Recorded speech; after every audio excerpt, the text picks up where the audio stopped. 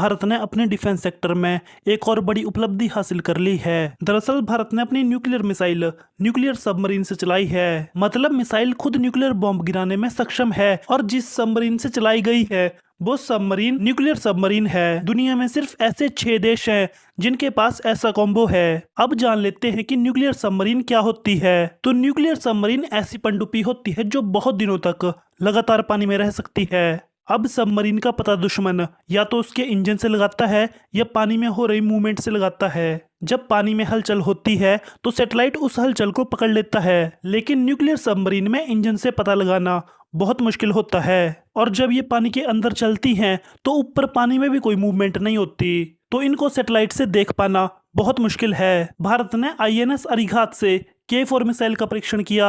INS Arighat लगातार 50 दिनों तक पानी के अंदर रह सकती है और K4 मिसाइल की रेंज 3500 से लेकर 4000 किलोमीटर तक बताई जा रही है। लेकिन ये सारी की सारी खबरें अभी तक ऑफिशियल नहीं हुई हैं, क्योंकि बताया जा रहा है कि डिफेंस एक्सपर्ट इस टेस्ट की एक्यूरेसी के बारे में सबसे पहले सरकार को सूचित करेंगे।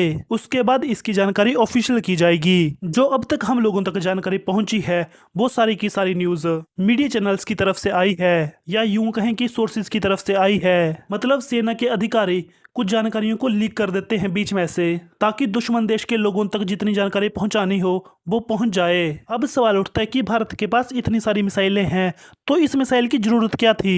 तो मुझे आप बताइए, भारत की कौन सी मिसाइल है जो 10,000 से 12,000 किलोमीटर तक मार कर सकती है। भारत के पास ऐसी कोई भी मिसाइल नहीं है, क्योंकि जब भी भारत ज्यादा दूर की मिसाइल बनाने जाता है तो अमेरिका और यूरोपीय देश इनसिक्योर हो जाते हैं। उनका कहना होता है कि भारत के दुश्मन चीन और पाकिस्तान हैं और 5000 किलोमीटर में चीन और पाकिस्तान दोनों कवर हो जाते हैं। तो भारत 10,000 से 12,000 किलोमीटर की दूरी की मिसाइलें क्यों बनाना चाहता है? तो इसके लिए भारत पर थोड़ा सा दबाव आ जाता है, क्योंकि इन देशों को पता है आज भले ही भारत इनका दोस्त है, लेकिन आने वाले टाइम में इन देशों को भारत से भी मुकाबला करना पड़ेगा। तो ये देश नहीं चाहते कि भारत इतनी बड़ी बड़ी मिसाइलें बनाए जो इनके घर तक मार करे। और आज के टाइम में कनाडा जैसे बहुत से देश हैं जो भारत से इसलिए नहीं डरते क्योंकि उनका कहना है कि वो बहुत दूर बैठे हैं, भारत उनका कुछ नहीं बिगाड़ पाएगा। लेकिन अगर इन देशों को मिलिट्री का थोड़ा सा डर हो तो इनको पता रहेगा कि भारत से ज्यादा दुश्मनी लेना सही नहीं है।